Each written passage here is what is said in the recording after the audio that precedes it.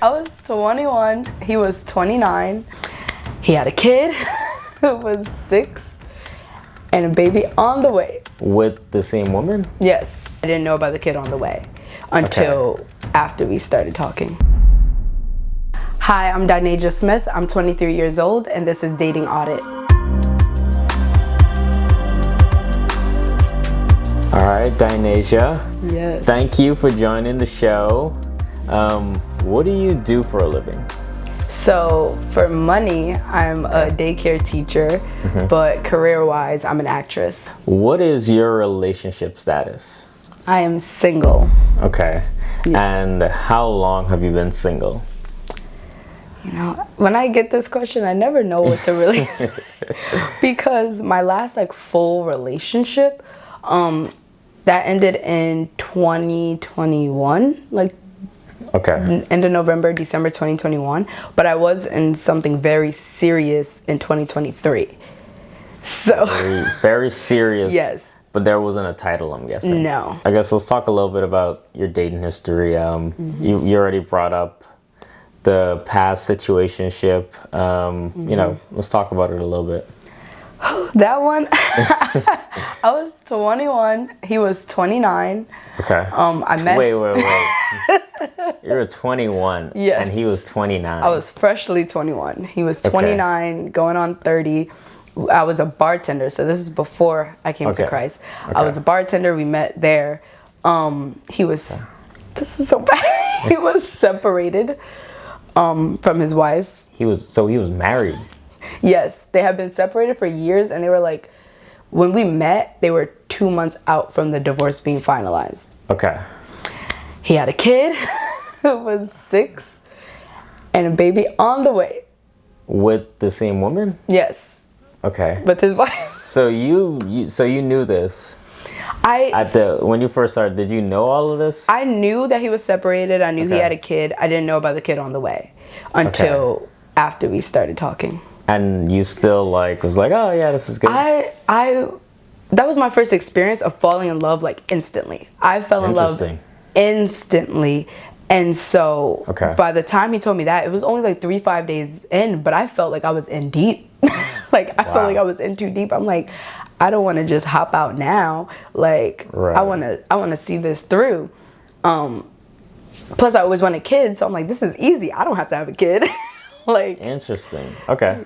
So clearly, I'm guessing your mindset has shifted since then. You mentioned this was before Christ. Yes. Yes.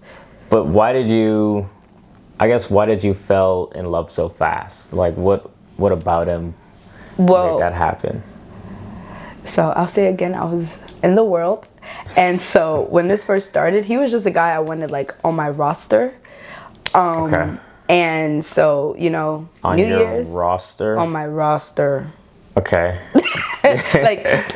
Friends with benefits type thing. And you have a list of people? Well, there were guys that I would hit up whenever, So it was New Year's, first time living on my own, things happened. And after that, I saw him at work again and he started expressing that he always liked me, And it was in that time of talking to him, I don't know what happened, but something shifted.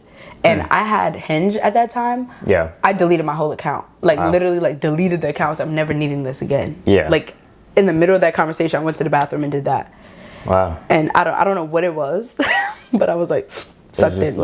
Wow, okay. I've never heard that before. But I mean, does that still happen to you now? Or is that something that was just younger you? That was just me then. My feelings do grow pretty fast because I'm a person that knows what I want. I can be very decisive when it comes to this, but I haven't had that happen. That happened. Again. I have to ask, was he black or? Yes, he was. A black guy. I've always fallen the deepest in love. That's another thing. With black men. Okay. For sure. Interesting. And we move past the situation. I'm hoping that you've learned and grown from that. So what are you doing now? What are your current dating habits? My current dating habits? Well, actually, a few weeks ago, the Lord downloaded this into me on how to go about dating now. And if I see a guy, because you're gonna wonder, is this my husband? Is this not? All of that. Okay. He said, test the fruits and compare the pursuit, which meant like the Lord chased me down. You know, like I was denying him and this, and he chased me down. He pursued me. And I basically took that as like, really let a guy pursue me and look at what he's doing to pursue me, you know? Okay. Well, the first part of what you said was you look at guys and you're like thinking, is that your future husband? Mm-hmm. Right? For most single people, you always looking for that meet cute. Mm-hmm. Like, oh, it's him. Is it not him? Mm-hmm. Do you find yourself falling in that trap quite a lot? Yeah, I used to, like really bad. I used to, especially after coming to Christ and going to church. I'm like, who's it gonna be? Like, so now I've definitely settled down now because I'm just comfortable being single. Yeah. But you know, in the back of my mind, when it's a good guy, it's like, you know. I get what you're saying. And have you been on any dates? Have you been talking to anybody? What does that look like? Like recently? Yeah, I would say recently. No. Like I really, since like August, I would say, I really like just settled down and locked back in with myself. Okay. Because I kind of feel like I lost my comfortability and my singleness for a little bit. Okay. So I had to like get that back together. In terms of you, so you're meaning like you weren't content with being single? Yeah, it's like after, you know, I've been single since 2023. And then after talking to someone that I felt like, okay, this is actually healthy and good. And then that ending, I feel like my mind was back on that like husband, who is it? Like, if it's not this, who's it going to be type thing. And that made me feel uncomfortable. Yeah. So I'm like, let me slow down and like get back to me, you know? Right. And what does that look like for you getting back to yourself? Just really focusing on, like this time around, it was focusing on community. Like around that same exact time when like the day I feel like I was the most heartbroken, I ended up around a bunch of people who I now know as like my closest friends. Okay. Like I just so happened to go to a game night with all of them that turned into a Bible study and prayer, and like now like I'm always around them and just like giving more to my friendships. And then also like, you know, now I don't have a roommate or anything, so I have a whole prayer room that I get to go to and like have my time for Bible study, worship, all of that.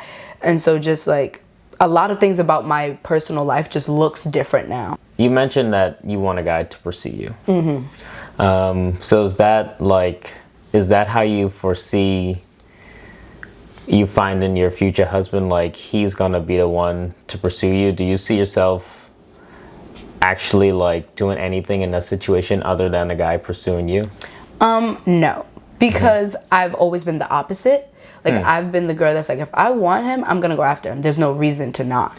Interesting. And that has not done me any good. It also doesn't allow me to see if this person actually wants me or if I'm just there, you know?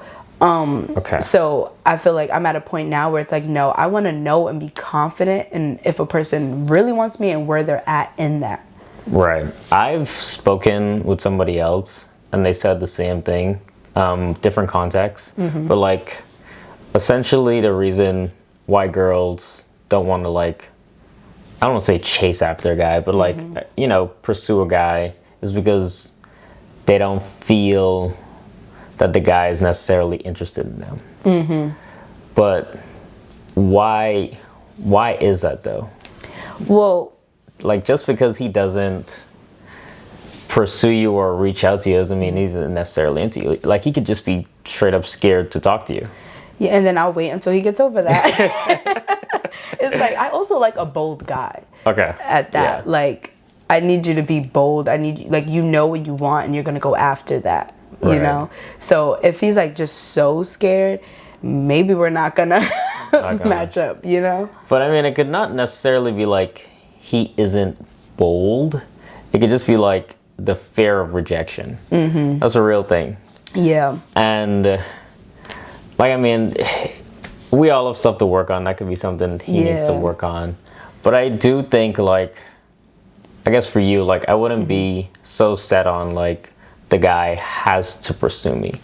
I know that's the traditional way it happens, and it's probably more likely gonna happen that way for you.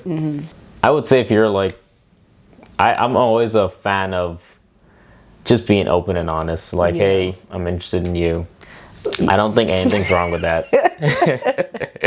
That's so funny. Yeah, I used to be that person. Yeah. Like not that far ago, but it just hasn't served me well personally. And it's like a bad habit. Okay. But was that before? That was pre-Christ when you, this was when you, after you came to Christ. I feel like even my last situation, like I did too much. You did too much. Yeah. And it's like, I need to just sit back and like I need to meet him where he's at. Like, I have no problem if a person's pursuing me, then making it clear, like where I'm at. Like, he's not going to be confused, but I need him to take that leap of faith first. Okay. This makes sense now. So you're saying, so this method's never done you any good, pretty much. Yeah. Even pre-Christ, after Christ. Yeah. Your last situationship, how were y'all like on different pages? Well, I feel like I kind of went into it already, like I prayed about it before anything, and I already felt good in it. Like I already felt like, okay, like I don't need to pray more whether or not we should date. I already feel like we should, and that's why I'm even entertaining this. Whereas for him, he started entertaining it and was praying at the same time. So it's like I was already kind of at that next I was at that next step where I'm like, okay, like I'm ready for us to actually date, and he's kind of like, I want to see if this is something I want to do. Yes. Okay, well, I would say that's probably just like a communication issue. Yes, for sure. I would, I'll be, at the beginning, you always just want to just set the expectations, like, what are we doing here? Like, obviously, within the Christian context, it's always marriage. And it should always be marriage. But even with that, like, they could be thinking marriage 3 years from now, or someone could be thinking marriage 6 months. Yeah. So I would, always communicate that. That way, this thing or whatever happened doesn't happen again. Generally speaking, like, the girl is always ready to go further, and the guy's the one that's usually hesitant to commit. So let's say you are in a situation where you guys are on the same page at the beginning, but maybe a couple months down the road, like he isn't ready to commit. Like, how would you handle that? I have to pray about it. For sure. Like, I'll have to pray about it. But my biggest thing when it comes to this area and praying about stuff is that I don't necessarily wait for a yes, because like the Lord doesn't always say yes, but he'll say no. He'll say no very clearly. So if I'm like, oh, like, should I continue? Like, that probably would be what I'm like asking. Like, should I even continue? If I get a clear no, then like I'm out. But if I feel like I don't hear anything, I'm just going to continue and like keep my faith. But if it starts to get confusing, I'm out. Okay. No, that's fair. Yeah, definitely. If it gets confusing or, they're going back on their word, you want to get out of there. No, but that's a good point. I want to talk more about just general dating, like in this area, and how do you, as a Christian too, right? How do you meet people? What's the best way to meet like a nice Christian man? Church. Going to like events and stuff. Not even just with your local church, but like just going out to different places. Churches. Yeah. And like you can through people, like through other people that you trust. If you trust their like their taste, their discernment. But I don't know. Like I feel like I haven't had a problem meeting people, but I also don't put myself like in a whole bunch of different spaces. Okay. So I don't know how I've met people. Right. No, that's fair. Yeah. Yeah, it's always, just from what I hear, it's always hard to find like a good Christian man, right? Mm-hmm. Because in the church, there's always a surplus of women, mm-hmm. right? And there's always like a deficit of men. So just based on that alone, like there isn't a lot of options, right? So I do agree, like, events, mm-hmm. And it doesn't, like, obviously you're guaranteed to meet, someone Christian at a Christian event, mm-hmm. but like, I mean, you could meet them anywhere. Yeah, exactly. I mean? So just being out and about is honestly like helpful. But how, let's say you are at an event, right? Mm-hmm. And you see someone that you're interested in. Mm-hmm. How would you like for them to approach you? How do you, or generally speaking, how do you like for guys to approach you? Well, I'm a very nice person. So it's like, if a person just comes to me and talk and they like have like something to say, I'll talk. Yeah. But I'll say I feel like there's definitely a bias, because it's like if I'm not attracted to them, like you're not gonna get that much out of me, like, because I could pick up on the vibe pretty fast. They're not gonna get that much out of me. But if they're attractive and the conversation is good, I feel like I'll like definitely talk a lot more. Try to make it clear that I'm single, but not in like a desperate way. And then just like I'll find a way to slide that in there. But I'll definitely give a lot more if I'm like, Are you the type to give your number to somebody if they ask, like, first conversation, you don't know this person, but they seem nice? Yeah, because it's like, I'm gonna talk to them again. Yeah. Like, I would give my number, but I have to know, like let's say it's not a Christian event, I'll have some questions to make sure where they're at before I give my number. That makes sense. Yeah. We're gonna give Dynajah her dating audit score. Vibe, 8 out of 10. This was a great conversation. Love talking with her. Communication, 7 out of 10. Dropped it slightly here because she did mention in a past situationship they were on different pages. Boundaries, 8 out of 10. She was very upfront and open about her boundaries, and she even reflected that in her past situationships too. Emotional maturity, 9 out of 10. Very emotionally mature. Effort, 5 out of 10. The score drops here. And it usually drops with women just for the simple fact because they expect the man to pursue them, which is usually how it happens for women. But as a result of that, the score has a drop here. So effort, 5 out of 10. Dating audit score is 37 out of 50. If you guys like this video, another one is popping up right here. Please click on that. Please like and subscribe. And thank you guys for watching all the way through. Drop a comment, let me know what you think. And if you want to be a guest on the show, there's a link down in the description.